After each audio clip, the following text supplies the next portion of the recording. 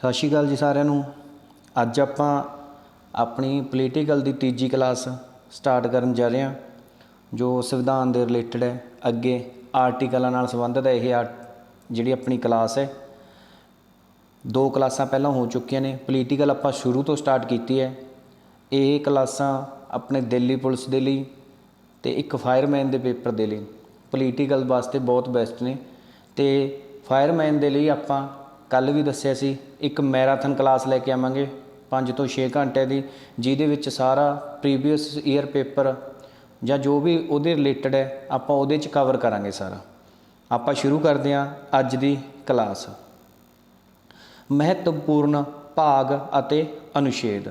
ਸੰਵਿਧਾਨ ਦੇ 395 ਆਰਟੀਕਲ ਹਨ, 22 ਭਾਗ ਨੇ ਅਤੇ 12 ਅਨੁਸੂਚੀਆਂ ਨੇ। ਸੰਵਿਧਾਨ ਦਾ ਪਹਿਲਾ ਭਾਗ, ਪਹਿਲੇ ਭਾਗ ਦੇ ਵਿੱਚ ਰਾਜ ਅਤੇ ਉਸਦੇ ਖੇਤਰ ਬਾਰੇ ਦੱਸਿਆ ਹੋਇਆ ਹੈ, ਜਿਸ ਦੇ ਵਿੱਚ 1 ਤੋਂ ਲੈ ਕੇ 4 ਆਰਟੀਕਲ ਤੱਕ ਹੈ। ਆਰਟੀਕਲ 1 ਦੱਸਦਾ ਹੈ ਭਾਰਤ ਰਾਜਾਂ ਦਾ ਸੰਘ ਹੈ, ਮਤਲਬ ਰਾਜਾਂ ਨੂੰ ਮਿਲਾ ਕੇ ਭਾਰਤ ਬਣਿਆ ਹੋਇਆ ਹੈ। ਆਰਟੀਕਲ 2 ਨਵੇਂ ਰਾਜਾਂ ਨੂੰ ਭਾਰਤ ਦੇ ਵਿੱਚ ਸ਼ਾਮਲ ਕਰਨਾ। ਆਰਟੀਕਲ 3 ਰਾਜਾਂ ਦੀਆਂ ਹੱਦਾਂ ਜਾਂ ਸੀਮਾਵਾਂ ਨੂੰ ਘਟਾਉਣਾ ਜਾਂ ਵਧਾਉਣਾ ਅਤੇ ਕਿਸੇ ਦੇ ਨਾਮ ਬਦਲਣ ਸੰਬੰਧੀ ਇਹ ਆਰਟੀਕਲ 3 ਦੇ ਵਿੱਚ ਹੈ। ਜਿਵੇਂ ਇਲਾਹਾਬਾਦ ਦਾ ਪਹਿਲਾ ਨਾਮ ਪ੍ਰਯਾਗਰਾਜ ਸੀ, ਹੁਣ ਵੀ ਪ੍ਰਯਾਗਰਾਜ। ਤਾਂ ਇਹ ਸਭ ਕੁਛ ਕਿਹੜੇ ਆਰਟੀਕਲ ਦੇ ਵਿੱਚ ਆਊਗਾ? ਆਰਟੀਕਲ 3 ਦੇ ਵਿੱਚ। ਕਿਉਂ? ਕਿਉਂਕਿ ਉਹਦੇ ਨਾਮ ਬਦਲਣ ਬਾਰੇ ਹੈ। ਆਰਟੀਕਲ 4 ਆਰਟੀਕਲ 2 ਅਤੇ 3 ਵਿੱਚ ਕੋਈ ਵੀ ਸੋਧ ਕਰਨ ਦੇ ਸੰਬੰਧੀ ਆਪਣਾ ਆਰਟੀਕਲ 4 ਹੈ। ਭਾਗ ਦੂਜੇ ਦੇ ਵਿੱਚ ਨਾਗਰਿਕਤਾ ਹੈ, ਜਿਸ ਦੇ ਆਰਟੀਕਲ ਹਨ 5 ਤੋਂ 11 ਤੱਕ। ਭਾਰਤ ਵਿੱਚ ਅਕੈਰੀ ਨਾਗਰਿਕਤਾ ਹੈ, USA ਦੇ ਵਿੱਚ ਦੋਹਰੀ ਨਾਗਰਿਕਤਾ ਹੈ ਅਤੇ ਸਵਿਟਜ਼ਰਲੈਂਡ ਦੇ ਵਿੱਚ ਤੀਹਰੀ ਨਾਗਰਿਕਤਾ ਪਾਈ ਜਾਂਦੀ ਹੈ। ਆਰਟੀਕਲ 5 ਜੋ ਲੋਕ 26 ਜਨਵਰੀ 1950 ਮਤਲਬ ਸੰਵਿਧਾਨ ਲਾਗੂ ਹੋਣ ਸਮੇਂ ਜਾਂ ਇਸ ਤੋਂ ਪਹਿਲਾਂ ਭਾਰਤ ਵਿੱਚ ਰਹਿ ਰਹੇ ਹਨ, ਉਹਨਾਂ ਦੀ ਨਾਗਰਿਕਤਾ ਭਾਰਤ ਦੀ ਹੋਵੇਗੀ। ਇਹ ਆਰਟੀਕਲ 5 ਕਹਿ ਰਿਹਾ ਹੈ। ਆਰਟੀਕਲ 6 19 ਜੁਲਾਈ 1948 ਤੋਂ ਪਹਿਲਾਂ ਜੋ ਪਾਕਿਸਤਾਨੀ ਭਾਰਤ ਆ ਕੇ ਵਸੇ, ਉਹਨਾਂ ਦੀ ਨਾਗਰਿਕਤਾ ਭਾਰਤ ਦੀ ਹੋਵੇਗੀ। ਇਹ ਪਾਕਿਸਤਾਨੀਆਂ ਲਈ ਹੈ ਜੋ 19 ਜੁਲਾਈ 1948 ਤੋਂ ਪਹਿਲਾਂ ਭਾਰਤ ਦੇ ਵਿੱਚ ਆ ਕੇ ਵਸ ਗਏ, ਉਹਨਾਂ ਦੀ ਨਾਗਰਿਕਤਾ ਭਾਰਤ ਦੀ ਹੋਵੇਗੀ। ਇਹ ਆਰਟੀਕਲ 6 ਦੇ ਵਿੱਚ ਦੱਸਿਆ ਗਿਆ। ਆਰਟੀਕਲ 7 ਜਿਹੜੇ ਵਿਅਕਤੀ ਭਾਰਤ ਛੱਡ ਕੇ ਪਾਕਿਸਤਾਨ ਚਲੇ ਗਏ, ਉਹਨਾਂ ਦੀ ਭਾਰਤ ਦੀ ਨਾਗਰਿਕਤਾ ਖਤਮ ਹੋ ਜਾਵੇਗੀ। ਇਹ ਆਰਟੀਕਲ 7 ਦੇ ਵਿੱਚ ਹੈ। ਆਰਟੀਕਲ 8 NRI ਲੋਕਾਂ ਦੀ ਨਾਗਰਿਕਤਾ ਦਾ ਵਰਣਨ ਕਰਦਾ ਹੈ। ਆਰਟੀਕਲ 9 ਵਿਦੇਸ਼ੀ ਨਾਗਰਿਕਤਾ ਪ੍ਰਾਪਤ ਕਰਨ ਵਾਲੇ ਦੀ ਭਾਰਤ ਦੀ ਨਾਗਰਿਕਤਾ ਖਤਮ ਕਰ ਦਿੱਤੀ ਜਾਂਦੀ ਹੈ। ਆਰਟੀਕਲ 9 ਦੇ ਵਿੱਚ ਦੱਸਿਆ ਗਿਆ ਹੈ ਜੇਕਰ ਕੋਈ ਭਾਰਤੀ ਜਿਹਨੂੰ ਕਿ ਕਿਸੇ ਵਿਦੇਸ਼ ਦੀ ਨਾਗਰਿਕਤਾ ਪ੍ਰਾਪਤ ਹੋ ਗਈ ਹੈ ਤਾਂ ਉਸ ਦੀ ਭਾਰਤ ਦੀ ਨਾਗਰਿਕਤਾ ਖਤਮ ਕਰ ਦਿੱਤੀ ਜਾਂਦੀ ਹੈ। ਆਰਟੀਕਲ 10 ਨਾਗਰਿਕਤਾ ਦੇ ਬਣੇ ਰਹਿਣ ਦਾ ਵਰਣਨ ਹੈ। ਕਿਸ ਤਰ੍ਹਾਂ ਨਾਗਰਿਕਤਾ ਬਣੀ ਰਹੂਗੀ, ਇਹ ਸਾਰਾ ਕੁਝ ਆਰਟੀਕਲ 10 ਦੇ ਵਿੱਚ ਦੱਸਿਆ ਗਿਆ ਹੈ।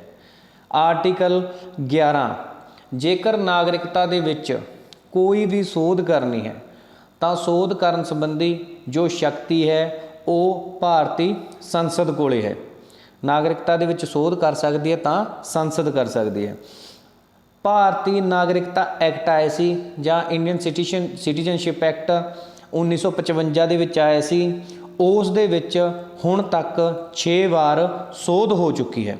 ਪਹਿਲੀ ਸੋਧ 1986 ਦੇ ਵਿੱਚ ਹੋਈ ਸੀ, ਦੂਜੀ 1992, ਤੀਜੀ 2003 ਦੇ ਵਿੱਚ, ਚੌਥੀ 2005 ਦੇ ਵਿੱਚ, ਪੰਜਵੀਂ 2015 ਦੇ ਵਿੱਚ ਅਤੇ ਛੇਵੀਂ 2019 ਦੇ ਵਿੱਚ, ਜਿਹਦੇ ਵਿੱਚ NRC ਅਤੇ CAV ਬਿੱਲ ਆਏ ਸੀ। ਭਾਗ ਤੀਜਾ ਭਾਗ ਮੌਲਿਕ ਅਧਿਕਾਰਾਂ ਨਾਲ ਸੰਬੰਧਿਤ ਹੈ, ਫੰਡਾਮੈਂਟਲ ਰਾਈਟਸ ਦੇ ਨਾਲ, ਜਿਨ੍ਹਾਂ ਦਾ ਆਰਟੀਕਲ 12 ਤੋਂ ਲੈ ਕੇ 35 ਹੈ। ਮੌਲਿਕ ਅਧਿਕਾਰ ਆਪਾਂ ਕਿਹੜੇ ਦੇਸ਼ ਤੋਂ ਲਏ ਹਨ? ਉਹ ਅਮਰੀਕਾ ਤੋਂ ਲਏ ਹਨ। ਮੂਲ ਸੰਵਿਧਾਨ ਦੇ ਵਿੱਚ 7 ਤਰ੍ਹਾਂ ਦੇ ਅਧਿਕਾਰ ਸੀ। परंतु 44ਵੀਂ ਸੋਧ 1978 ਰਾਹੀਂ ਸੰਪत्ति ਦਾ ਅਧਿਕਾਰ ਸੀ ਉਹਨੂੰ ਮੌਲਿਕ ਅਧਿਕਾਰਾਂ ਦੇ ਵਿੱਚੋਂ ਕੱਢ ਕੇ ਕਾਨੂੰਨੀ ਅਧਿਕਾਰ ਬਣਾਇਆ ਗਿਆ, ਜਿਸ ਦਾ ਪਹਿਲਾ ਆਰਟੀਕਲ ਸੀ 31 ਅਤੇ ਹੁਣ 300 ਏ ਵਿੱਚ ਦਰਜ ਹੈ। ਪਹਿਲਾ ਮੌਲਿਕ ਅਧਿਕਾਰ 7 ਸੀ ਅਤੇ ਹੁਣ 6 ਹਨ। ਆਰਟੀਕਲ 12 ਭਾਰਤ ਨੂੰ ਸੰਵਿਧਾਨ ਵਿੱਚ ਰਾਜ ਕਿਹਾ ਗਿਆ ਹੈ। ਇਸ ਵਿੱਚ ਰਾਜ ਦੀ ਪਰਿਭਾਸ਼ਾ ਦਿੱਤੀ ਗਈ ਹੈ, मतलब भारत ਨੂੰ देश नहीं राज किया गया है ਅਤੇ राज की परिभाषा दी गई है कि एक संसद होगी, लोक सभा, राज सभा, ये सारे का वर्णन किहदे च कीता होया आर्टिकल 12 दे विच। आर्टिकल 13 जेकर मौलिक अधिकारां दे विच किसी भी तरह की सोध करनी है तो सोध करन दी पावर जां शक्ति किहदे कोल है? संसद दे कोल है। समानता का अधिकार ਜਿਹੜੇ ਆਪਣੇ 6 ਅਧਿਕਾਰ ਨੇ ਉਹਨਾਂ ਦੇ ਵਿੱਚੋਂ ਪਹਿਲਾ ਆਪਾਂ ਕਰਦੇ ਹਾਂ ਸਮਾਨਤਾ ਦਾ ਅਧਿਕਾਰ, ਜਿਸ ਦੇ ਆਰਟੀਕਲ ਹਨ 14 ਤੋਂ ਲੈ ਕੇ 18 ਤੱਕ।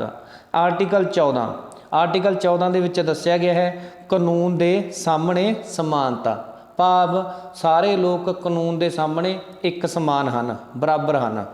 ਇਹ ਸਿਧਾਂਤ ਸਭ ਤੋਂ ਪਹਿਲੀ ਵਾਰੀ ਮਿਸਟਰ ਡਾਈਸੀ ਨੇ ਦਿੱਤਾ ਸੀ, ਜੋ ਇੰਗਲੈਂਡ ਦਾ ਸੀ। ਆਰਟੀਕਲ 15 ਦੇ ਵਿੱਚ ਭੇਦਭਾਵ ਦੀ ਮਨਾਹੀ, ਕਿਸੇ ਦੇ ਨਾਲ ਜੇਕਰ ਕਿਸੇ ਵੀ ਤਰ੍ਹਾਂ ਦਾ ਭੇਦਭਾਵ ਹੋ ਰਿਹਾ ਹੈ ਤਾਂ ਉਹ ਕਿਸ ਦੀ ਉਲੰਘਣਾ ਹੋ ਰਹੀ ਹੈ? ਆਰਟੀਕਲ 15। ਆਰਟੀਕਲ 16 ਦੇ ਵਿੱਚ ਅਫਸਰ ਦੀ ਸਮਾਨਤਾ, ਅਫਸਰ ਮੀਨਜ਼ ਮੌਕੇ, ਸਾਰਿਆਂ ਦੇ ਲਈ ਮੌਕੇ ਜਾਂ ਅਫਸਰ ਬਰਾਬਰ ਦੇ ਨੇ, ਕਿਸੇ ਲਈ ਕੋਈ ਘੱਟ ਜਾਂ ਵੱਧ ਨਹੀਂ, ਸਾਰਿਆਂ ਨੂੰ ਇੱਕ ਸਮਾਨਤਾ ਦਿੱਤੀ ਹੋਈ ਹੈ। ਆਰਟੀਕਲ 17 ਦੇ ਵਿੱਚ ਛੂਤਛਾਤ ਦੀ ਮਨਾਹੀ ਕੀਤੀ ਗਈ ਹੈ। ਆਰਟੀਕਲ 18 ਦੇ ਵਿੱਚ ਉਪਾਧੀਆਂ ਦਾ ਖਾਤਮਾ ਕੀਤਾ ਗਿਆ ਹੈ। ਜਿਵੇਂ ਪਹਿਲਾਂ ਉਪਾਧੀਆਂ ਦਿੱਤੀ ਜਾਂਦੀ ਸੀ ਕੇਸਰ ਏ ਹਿੰਦ, ਮਹਾਰਾਜਾ ਆਫ ਪੰਜਾਬ, ਇਹ ਸਾਰੀਆਂ ਉਪਾਧੀਆਂ ਇਹਨਾਂ ਨੂੰ ਖਤਮ ਕਰਕੇ ਹੁਣ ਭਾਰਤ ਦੇ ਵਿੱਚ ਟਾਈਟਲ ਦਿੱਤੇ ਜਾਂਦੇ ਹਨ ਭਾਰਤ ਰਤਨ, ਪਦਮ ਵਿਭੂਸ਼ਣ, ਪਦਮ ਭੂਸ਼ਣ, ਪਦਮ ਸ਼੍ਰੀ। ਇਹਨਾਂ ਉਪਾਧੀਆਂ ਦੀ ਥਾਂ ਤੇ ਹੁਣ ਰਤਨ ਆ ਗਏ। ਦੂਜਾ ਸੁਤੰਤਰਤਾ ਦਾ ਅਧਿਕਾਰ, ਆਰਟੀਕਲ 19 ਤੋਂ ਲੈ ਕੇ 22 ਤੱਕ। ਆਰਟੀਕਲ 19 ਦੇ ਵਿੱਚ 6 ਪ੍ਰਕਾਰ ਦੀ ਸੁਤੰਤਰਤਾ ਦੀ ਗੱਲ ਕੀਤੀ ਗਈ ਹੈ, ਜਿਸ ਦੇ ਵਿੱਚ ਭਾਸ਼ਣ ਦੇਣ ਦੀ ਸੁਤੰਤਰਤਾ, ਪ੍ਰੈਸ ਦੀ ਆਜ਼ਾਦੀ, ਸ਼ਾਂਤਪੂਰਨ ਸਭਾ, ਕਿਤੇ ਵੀ ਆਪਾਂ ਸਭਾ ਬੁਲਾ ਸਕਦੇ ਹਾਂ ਸ਼ਾਂਤੀਪੂਰਵਕ, ਸੰਘ ਬਣਾਉਣੇ, ਕਿਸੇ ਵੀ ਤਰ੍ਹਾਂ ਦਾ ਆਪਾਂ ਇਕੱਠ ਕਰ ਸਕਦੇ ਹਾਂ, ਘੁੰਮਣ ਫਿਰਨ ਦੀ ਆਜ਼ਾਦੀ, ਦੇਸ਼ ਦੇ ਵਿੱਚ ਆਪਾਂ ਕਿਤੇ ਵੀ ਘੁੰਮ ਫਿਰ ਸਕਦੇ ਹਾਂ, ਰੁਜ਼ਗਾਰ ਪ੍ਰਾਪਤ ਕਰਨਾ, ਭਾਰਤ ਦੇ ਵਿੱਚ ਕਿਸੇ ਵੀ ਹਿੱਸੇ ਦੇ ਵਿੱਚ ਆਪਾਂ ਰੁਜ਼ਗਾਰ ਨੂੰ ਪ੍ਰਾਪਤ ਕਰ ਸਕਦੇ ਹਾਂ, ਇਹ ਆਪਾਂ ਨੂੰ ਅਧਿਕਾਰ ਦਿੰਦਾ ਹੈ ਆਰਟੀਕਲ 19। ਆਰਟੀਕਲ 20 ਅਪਰਾਧੀ ਨੂੰ ਖੁਦ ਖਿਲਾਫ ਗਵਾਹੀ ਦੇਣ ਲਈ ਮਜਬੂਰ ਨਹੀਂ ਕੀਤਾ ਜਾਵੇਗਾ। ਅਪਰਾਧੀ ਨੂੰ ਉਸ ਕਾਨੂੰਨ ਮੁਤਾਬਕ ਹੀ ਸਜ਼ਾ ਹੋਵੇਗੀ ਜੋ ਅਪਰਾਧ ਕਰਨ ਵੇਲੇ ਲਾਗੂ ਹੋਵੇਗਾ, ਭਾਵ ਜੋ ਅਪਰਾਧੀ ਨੇ ਅਪਰਾਧ ਕੀਤਾ ਹੈ, ਜੋ ਉਸ ਸਮੇਂ ਜੋ ਕਾਨੂੰਨ ਹੋਵੇਗਾ ਉਹੀ ਸਜ਼ਾ ਹੋਵੇਗੀ, ਚਾਹੇ ਬਾਅਦ ਦੇ ਵਿੱਚ ਉਸ ਕਾਨੂੰਨ ਦੇ ਵਿੱਚ ਵਾਧਾ ਹੋਵੇ ਚਾਹੇ ਘਾਟਾ ਹੋਵੇ, ਪਰੰਤੂ ਅਪਰਾਧੀ ਨੂੰ ਸਜ਼ਾ ਉਸੇ ਮੁਤਾਬਕ ਹੀ ਹੋਵੇਗੀ। ਆਰਟੀਕਲ 21 ਦੇ ਵਿੱਚ ਜੀਵਨ ਅਤੇ ਨਿੱਜੀ ਸੁਤੰਤਰਤਾ ਦਾ ਅਧਿਕਾਰ ਦਿੱਤਾ ਗਿਆ। ਆਰਟੀਕਲ 20 ਅਤੇ 21 ਕਦੇ ਵੀ ਖਤਮ ਨਹੀਂ ਹੋ ਸਕਦੇ। ਆਰਟੀਕਲ 21A ਇਹ 86ਵੀਂ ਸੋਧ 2002 ਦੇ ਰਾਹੀਂ ਆਰਟੀਕਲ ਜੋੜਿਆ ਗਿਆ ਸੀ, ਜਿਸ ਦੇ ਵਿੱਚ 6 ਤੋਂ ਲੈ ਕੇ 14 ਸਾਲਾਂ ਦੇ ਬੱਚਿਆਂ ਲਈ ਮੁਫਤ ਅਤੇ ਲਾਜ਼ਮੀ ਸਿੱਖਿਆ ਦਾ ਵਰਣਨ ਕੀਤਾ ਹੋਇਆ। ਲਾਜ਼ਮੀ ਇਸ ਲਈ ਜੇਕਰ ਕੋਈ ਬੱਚਾ ਤੁਹਾਨੂੰ ਲੱਗਦਾ ਨਹੀਂ ਪੜ੍ਹ ਰਿਹਾ, ਕਿਤੇ ਕੰਮ ਕਰ ਰਿਹਾ ਹੈ, ਤਾਂ ਉਸ ਖਿਲਾਫ ਜੇ ਆਪਾਂ FIR ਦਰਜ ਕਰਵਾਉਂਦੇ ਹਾਂ ਤਾਂ ਉਸ ਦਾ ਐਕਸ਼ਨ ਉਹਨਾਂ ਦੇ ਮਾਪਿਆਂ 'ਤੇ ਹੋਵੇਗਾ, ਕਿਉਂਕਿ ਇਹ ਸਾਡਾ ਕਰਤੱਵ ਵੀ ਹੈ, ਡਿਊਟੀ ਵੀ ਹੈ, ਫਰਜ਼ ਵੀ ਬਣਦਾ ਹੈ ਕਿ ਬੱਚਿਆਂ ਨੂੰ ਪੜ੍ਹਾਉਣਾ। ਆਰਟੀਕਲ 22 ਅਪਰਾਧੀ ਨੂੰ ਬਿਨਾਂ ਦੱਸੇ ਗ੍ਰਿਫਤਾਰ ਨਹੀਂ ਕਰ ਸਕਦੇ, ਭਾਵ ਜੇਕਰ ਕਿਸੇ ਅਪਰਾਧੀ ਨੂੰ ਗ੍ਰਿਫਤਾਰ ਕੀਤਾ ਜਾ ਰਿਹਾ ਹੈ ਤਾਂ ਉਸ ਤੋਂ ਪਹਿਲਾਂ ਉਸ ਨੂੰ ਇਹ ਦੱਸਣਾ ਪਵੇਗਾ ਕਿ ਉਸ ਨੂੰ ਕਿਸ ਜੁਰਮ ਦੇ ਵਿੱਚ ਗ੍ਰਿਫਤਾਰ ਕਰ ਰਹੇ ਹਨ। ਗ੍ਰਿਫਤਾਰ ਕਰਨ ਦੇ 24 ਘੰਟਿਆਂ ਦੇ ਅੰਦਰ ਅੰਦਰ ਮੈਜਿਸਟ੍ਰੇਟ ਸਾਹਮਣੇ ਪੇਸ਼ ਕਰਨਾ ਜ਼ਰੂਰੀ ਹੈ ਅਤੇ ਅਪਰਾਧੀ ਨੂੰ ਮਨਪਸੰਦ ਵਕੀਲ ਕਰਨ ਦੀ ਵੀ ਆਜ਼ਾਦੀ ਹੈ, ਭਾਵ ਜੋ ਵਕੀਲ ਅਪਰਾਧੀ ਕਰਨਾ ਚਾਹੁੰਦਾ ਹੋਵੇ ਆਪਣੇ ਬਚਾਅ ਦੇ ਲਈ ਤਾਂ ਉਹ ਕਰ ਸਕਦਾ ਹੈ। ਤੀਜਾ ਸ਼ੋਸ਼ਣ ਵਿਰੁੱਧ ਅਧਿਕਾਰ ਆਰਟੀਕਲ 23 ਅਤੇ 24 ਵਿੱਚ ਦੱਸਿਆ ਗਿਆ ਹੈ। ਆਰਟੀਕਲ 23 ਮਨੁੱਖੀ ਵਪਾਰ ਜਬਰਨ ਮਜ਼ਦੂਰੀ ਦੀ ਮਨਾਹੀ, ਇਹ ਆਰਟੀਕਲ 23 ਦੇ ਵਿੱਚ ਦੱਸਿਆ ਗਿਆ ਹੈ। ਬਾਲ ਮਜ਼ਦੂਰੀ ਤੇ ਰੋਕ ਆਰਟੀਕਲ 24 ਦੇ ਵਿੱਚ। ਯਾਦ ਕਰਨ ਦੇ ਲਈ 2-4 4 ਸਾਲ ਦੇ ਜਵਾਕਾਂ ਨੂੰ 24 ਘੰਟੇ ਕੰਮ ਕਰਾਉਣਾ, ਇਸ ਤਰ੍ਹਾਂ ਯਾਦ ਰੱਖ ਲਿਓ। ਬਾਲ ਮਜ਼ਦੂਰੀ ਤੇ ਰੋਕ। ਅੱਗੇ ਧਾਰਮਿਕ ਸੁਤੰਤਰਤਾ ਦਾ ਅਧਿਕਾਰ ਆਰਟੀਕਲ 25 ਤੋਂ ਲੈ ਕੇ 28 ਤੱਕ। ਆਰਟੀਕਲ 25 ਦੇ ਵਿੱਚ ਕਿਸੇ ਵੀ ਧਰਮ ਨੂੰ ਮੰਨਣ ਜਾਂ ਪ੍ਰਚਾਰ ਕਰਨ ਦੀ ਸੁਤੰਤਰਤਾ, ਭਾਵ ਕਾਨੂੰਨ ਦੇ ਸਾਹਮਣੇ ਸਾਰੇ ਧਰਮ ਕੀ ਨੇ, ਬਰਾਬਰ ਨੇ। ਆਰਟੀਕਲ 26 ਧਾਰਮਿਕ ਕੰਮਾਂ ਤੇ ਪ੍ਰਬੰਧ ਕਰਨ ਦੀ ਸੁਤੰਤਰਤਾ, ਆਪਣੇ ਆਪਣੇ ਧਰਮ ਨੂੰ ਲੈ ਕੇ ਕਿਸੇ ਵੀ ਤਰ੍ਹਾਂ ਦਾ ਕੋਈ ਪ੍ਰਬੰਧ ਕੀਤਾ ਜਾ ਸਕਦਾ ਹੈ। ਆਰਟੀਕਲ 27 ਧਾਰਮਿਕ ਸੰਸਥਾਵਾਂ ਨੂੰ ਟੈਕਸ ਨਾ ਦੇਣ ਦੀ ਆਜ਼ਾਦੀ, ਮਤਲਬ ਕਿ ਕਿਸੇ ਵੀ ਧਰਮ ਨੂੰ ਟੈਕਸ ਦੇਣਾ ਤੁਹਾਡੇ ਲਈ ਲਾਜ਼ਮੀ ਨਹੀਂ ਹੈ, ਉਹ ਤੁਹਾਡੀ ਸ਼ਰਧਾ ਹੈ। ਇਹ ਆਰਟੀਕਲ 27 ਕਹਿੰਦਾ ਹੈ ਟੈਕਸ ਤੇ ਮਨਾਹੀ ਕੀਤੀ ਗਈ ਹੈ।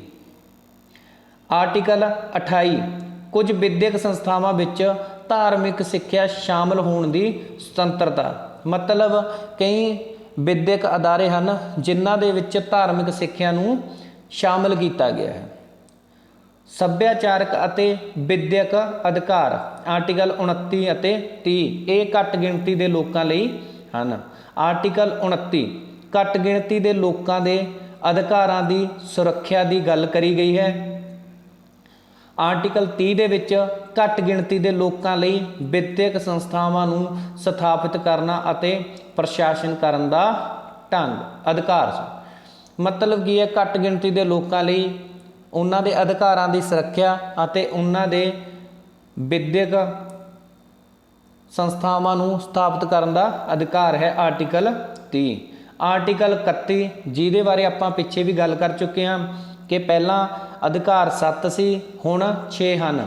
ਤਾਂ ਆਰਟੀਕਲ 31 ਦੇ ਵਿੱਚ ਪਹਿਲਾਂ ਸੰਪत्ति ਦਾ ਅਧਿਕਾਰ ਸੀ, ਉਹ ਮੌਲਿਕ ਅਧਿਕਾਰ ਸੀ, ਜਿਸ ਨੂੰ 44ਵੀਂ ਸੋਧ 1978 ਦੇ ਰਾਹੀਂ ਸੰਪत्ति ਦੇ ਮੌਲਿਕ ਅਧਿਕਾਰਾਂ ਦੇ ਵਿੱਚੋਂ ਕੱਢ ਕੇ ਕਾਨੂੰਨੀ ਅਧਿਕਾਰ ਬਣਾਇਆ ਗਿਆ, ਜਿਸ ਦਾ ਹੁਣ ਆਰਟੀਕਲ ਹੈ 300A।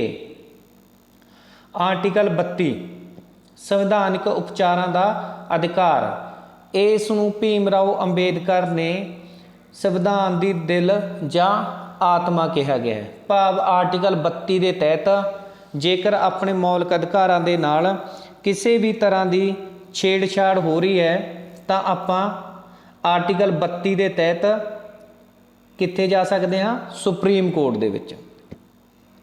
ਆਰਟੀਕਲ 33 ਸੰਸਦ ਕੋਲ ਅਧਿਕਾਰ ਹੈ ਕਿ ਉਹ ਸੈਨਾ ਪੁਲਿਸ ਦੇ ਅਧਿਕਾਰਾਂ ਦੀ ਸੀਮਾ ਨਿਰਧਾਰਤ ਕਰ ਸਕਦੀ ਹੈ।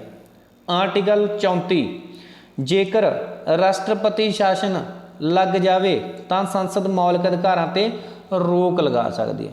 ਮਤਲਬ ਸੰਸਦ ਪੂਰੀ ਤਰ੍ਹਾਂ ਖਤਮ ਨਹੀਂ ਕਰਦੀ, ਕੁਝ ਕੁ ਸਮੇਂ ਲਈ ਰੋਕ ਲਗਵਾ ਸਕਦੀ ਹੈ। ਜਿਵੇਂ ਆਪਣਾ ਆਰਟੀਕਲ 19 ਦੇ ਵਿੱਚ ਘੁੰਮਣ ਫਿਰਨ ਦੀ ਆਜ਼ਾਦੀ ਦੱਸੀ ਗਈ ਹੈ, 6 ਪ੍ਰਕਾਰ ਦੀ ਸੁਤੰਤਰਤਾ ਹੈ ਜਿਸ ਦੇ ਵਿੱਚ, ਪਰੰਤੂ ਪਿਛਲੇ ਸਮੇਂ ਕਰੋਨਾ ਕਾਲ ਕਰਕੇ ਸਾਰੇ ਲੋਕ ਘਰਾਂ ਦੇ ਵਿੱਚ ਬੰਦ ਸੀ। ਮਤਲਬ ਉਹ ਦੇਸ਼ ਦੀ ਸੁਰੱਖਿਆ ਦੇ ਲਈ ਇਸ ਦੇ ਉੱਤੇ ਰੋਕ ਲਗਾ ਸਕਦੀ ਹੈ, ਉਹਨੂੰ ਖਤਮ ਨਹੀਂ ਕਰ ਸਕਦੀ। ਆਰਟੀਕਲ 35 ਮੌਲਿਕ ਅਧਿਕਾਰਾਂ ਨੂੰ ਹੋਰ ਪ੍ਰਭਾਵਸ਼ਾਲੀ ਬਣਾਉਣ ਦੇ ਲਈ ਅਧਿਕਾਰ ਕੇਵਲ ਸੰਸਦ ਕੋਲੇ ਹੋਵੇਗਾ, ਨਾ ਕਿ ਕਿਸੇ ਰਾਜ ਦੀ ਵਿਧਾਨ ਮੰਡਲ ਦੇ ਕੋਲ। ਮਤਲਬ ਇਹਨਾਂ ਨੂੰ ਪ੍ਰਭਾਵਸ਼ਾਲੀ ਸਿਰਫ ਸੰਸਦ ਬਣਾ ਸਕਦੀ ਹੈ, ਕੋਈ ਰਾਜ ਵਿਧਾਨ ਮੰਡਲ ਨਹੀਂ। ਭਾਗ ਚੌਥੇ ਦੇ ਵਿੱਚ ਰਾਜ ਦੇ ਨੀਤੀ ਨਿਰਦੇਸ਼ਕ ਸਿਧਾਂਤ ਦੱਸੇ ਗਏ ਹਨ 36 ਤੋਂ ਲੈ ਕੇ ਆਰਟੀਕਲ 51 ਤੇ ਤੱਕ, ਜੋ ਆਪਾਂ ਆਇਰਲੈਂਡ ਤੋਂ ਲਏ ਹਨ। ਰਾਜ ਦੇ ਨੀਤੀ ਨਿਰਦੇਸ਼ਕ ਸਿਧਾਂਤਾਂ ਦੀ ਫੁੱਲ ਫਾਰਮ ਵੀ ਪੁੱਛੀ ਗਈ ਹੈ, DPSP ਕਿਹਾ ਜਾਂਦਾ ਹੈ। ਇਹ ਸਿਧਾਂਤ BN ਰਾਓ ਦੇ ਸੁਝਾਅ ਤੇ ਸ਼ਾਮਲ ਕੀਤੇ ਗਏ ਸੀ। ਇਹਨਾਂ ਨੂੰ ਸ਼ਾਮਲ ਕਰਨ ਦਾ ਮਕਸਦ ਭਾਰਤ ਨੂੰ ਕਲਿਆਣਕਾਰੀ ਰਾਜ ਬਣਾਉਣਾ ਹੈ। ਇਹਨਾਂ ਨੂੰ ਅਦਾਲਤਾਂ ਜਾਂ ਕਾਨੂੰਨ ਦੁਆਰਾ ਲਾਗੂ ਨਹੀਂ ਕਰਵਾਇਆ ਜਾਂਦਾ, ਇਹ ਨਿਆਂਯੋਗ ਨਹੀਂ ਹਨ। ਇਹ ਸਿਧਾਂਤ ਤਿੰਨ ਪ੍ਰਕਾਰ ਦੇ ਹਨ, ਗਾਂਧੀਵਾਦੀ, ਸਮਾਜਵਾਦੀ ਤੇ ਉਦਾਰਵਾਦੀ।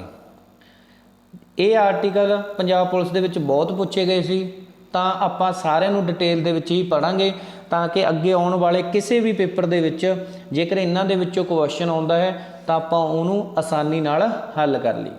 ਆਰਟੀਕਲ 36 ਦੇ ਵਿੱਚ ਰਾਜ ਦੀ ਪਰਿਭਾਸ਼ਾ ਦੱਸੀ ਗਈ ਹੈ, ਜਿਵੇਂ ਸਮੁੱਚੀ ਭਾਰਤ ਸਰਕਾਰ, ਸੰਸਦ ਅਤੇ ਉਸ ਦੇ ਸਾਰੇ ਨਾਗਰਿਕ। ਇਹ ਆਰਟੀਕਲ 36 ਦੇ ਵਿੱਚ ਵੀ ਹੈ, ਜੋ ਆਪਾਂ ਪਿੱਛੇ ਪੜ੍ਹ ਕੇ ਆਏ ਆਰਟੀਕਲ 12 ਦੇ ਵਿੱਚ ਵੀ ਦੱਸੀ ਗਈ ਹੈ। ਆਰਟੀਕਲ 37 ਰਾਜ ਦੇ ਨੀਤੀ ਨਿਰਦੇਸ਼ਕ ਸਿਧਾਂਤ ਲਾਗੂ ਕਰਨਾ ਜਾਂ ਬਣਾਉਣਾ ਰਾਜ ਦਾ ਕਰਤੱਵ ਹੈ, ਕੋਈ ਸੰਵਿਧਾਨਕ ਸ਼ਕਤੀ ਲਾਗੂ ਨਹੀਂ ਕਰਵਾ ਸਕਦੀ। ਆਰਟੀਕਲ 38 ਭਾਰਤ ਨੂੰ ਕਲਿਆਣਕਾਰੀ ਰਾਜ ਬਣਾਉਣ ਲਈ ਲੋਕਾਂ ਨੂੰ ਸਮਾਜਿਕ, ਆਰਥਿਕ ਤੇ ਰਾਜਨੀਤਿਕ ਨਿਆਂ ਪ੍ਰਾਪਤ ਹੋਵੇ ਅਤੇ ਦੇਸ਼ ਵਿੱਚ ਅਸਮਾਨਤਾਵਾਂ ਨੂੰ ਘੱਟ ਕਰਨ ਲਈ ਰਾਜ ਕੋਸ਼ਿਸ਼ ਕਰੇਗਾ। ਮਤਲਬ ਇਹ ਆਪੋ ਆਪਣੇ ਸਟੇਟ ਦੀ ਜਾਂ ਰਾਜ ਦੀ ਜ਼ਿੰਮੇਵਾਰੀ ਹੈ, ਤਾਂ ਕਿ ਜੇਕਰ ਆਪੋ ਆਪਣੇ ਰਾਜ ਨੂੰ ਵਧੀਆ, ਕਲਿਆਣਕਾਰੀ ਜਾਂ ਤਰੱਕੀ ਵੱਲ ਲੈ ਕੇ ਜਾਣ ਤਾਂ ਪੂਰੇ ਦੇਸ਼ ਦੇ ਵਿੱਚ ਹੀ ਤਰੱਕੀ ਹੋਵੇਗੀ।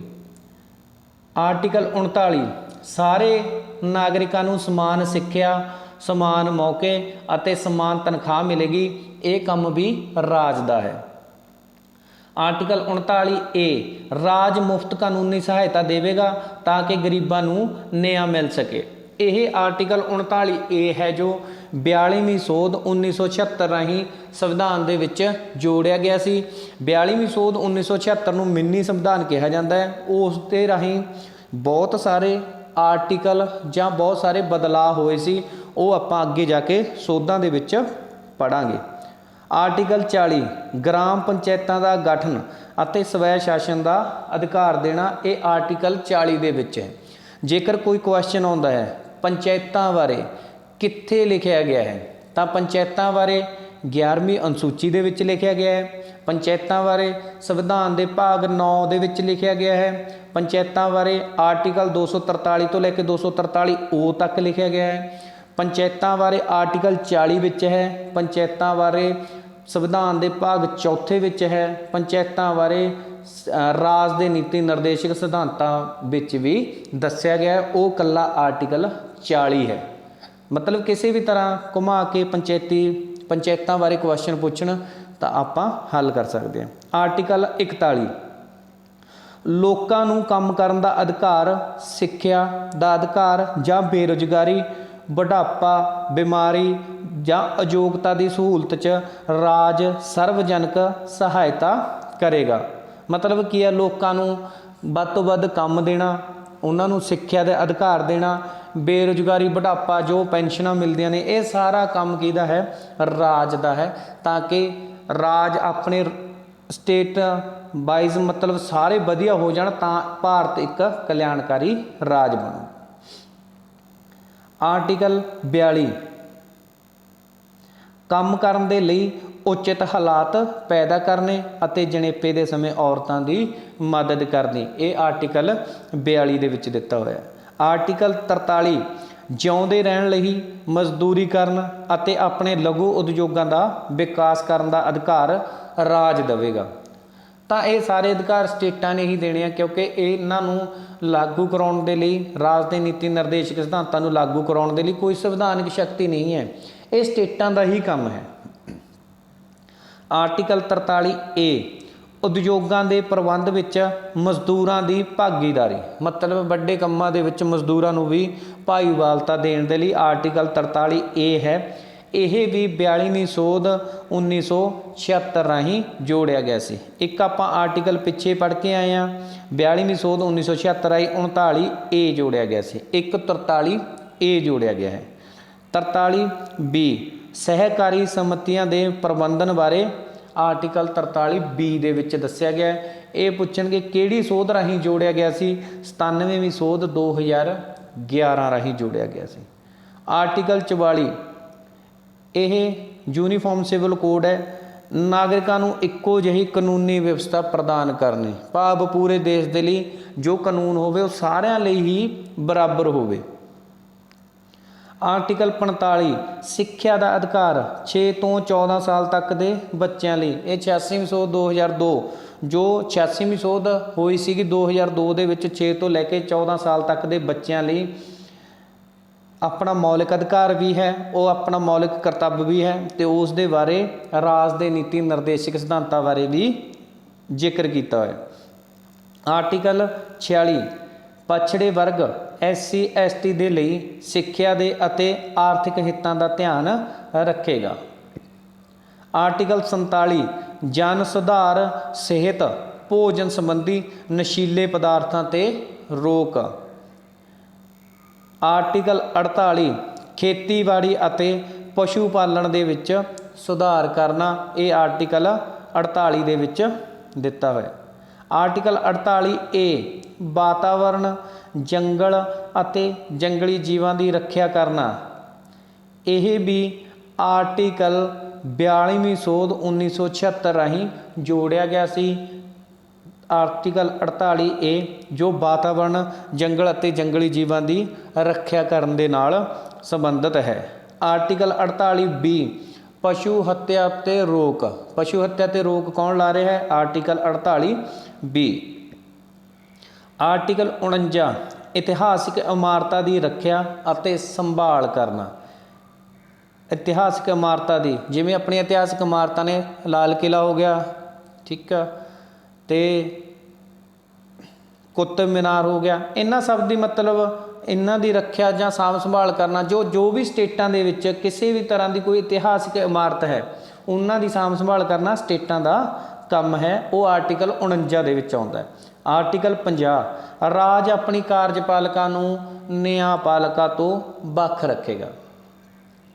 ਆਰਟੀਕਲ 51 ਇਹ ਆਪਣੇ ਅੰਤਰਰਾਸ਼ਟਰੀ ਸੁਰੱਖਿਆ ਅਤੇ ਸ਼ਾਂਤੀ ਦਾ ਵਰਣਨ ਇਸ ਦੇ ਵਿੱਚ ਦਿੱਤਾ ਗਿਆ ਹੈ। ਭਾਰਤ ਦੀ ਵਿਦੇਸ਼ ਨੀਤੀ ਅਤੇ ਗੁੱਟ ਨਿਰਲੇਪਤਾ ਸਮਝੌਤੇ ਆਦਿ ਸਾਰਾ ਕੁਝ ਆਰਟੀਕਲ 51 ਦੇ ਵਿੱਚ ਆ ਜਾਂਦੇ ਹਨ। ਉਸ ਤੋਂ ਬਾਅਦ ਭਾਗ 4A ਇਸ ਦੇ ਵਿੱਚ ਮੌਲਿਕ ਕਰਤੱਵ ਹਨ।